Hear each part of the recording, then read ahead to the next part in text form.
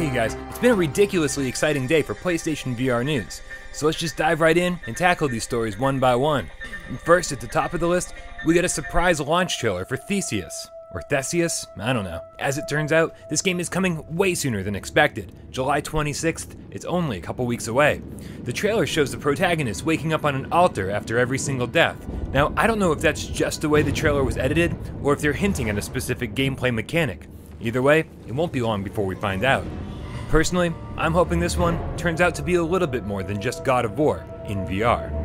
Now next up is Gran Turismo Sport, which also got a new trailer and a release date. It's coming October 17th.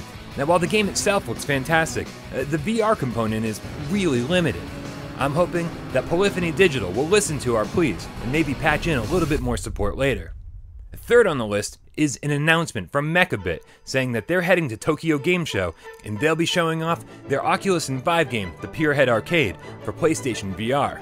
This looks like a cool hybrid between carnival games and sports bar, so hopefully there's an online component so I can finally kick Michelle's butt in skee-ball. Fourth on the list brings us to Blackthorn Media, who announced that they'll be bringing their Dragonflight VR experience to PlayStation VR later this summer.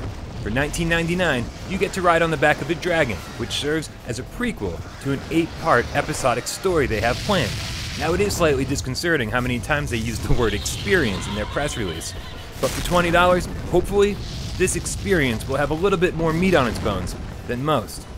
And finally, our last story is for all the thrill-seeking VR gamers out there who need more games like Windlands in their life. For those of you who don't know, To the Top is a PC VR parkour game, which has you running and jumping and climbing at super fast speeds. Now I heard a rumor from Reddit user The Nocturnal Agent that Electric Hat Studios would be bringing this game to PlayStation VR. So I contacted the developers and they said very clearly that they are absolutely interested in making the game for PlayStation VR. But nothing is set in stone. Right now, they're super busy adding more levels and multiplayer to the PC VR version. But still, for a game that looks this cool, I don't mind getting a little excited prematurely. Alright you guys, that's all the PlayStation VR news I have for you today. But as soon as I have more to report, I'll be back here to tell you everything I know. As always, I'm Brian Paul, and I love you all.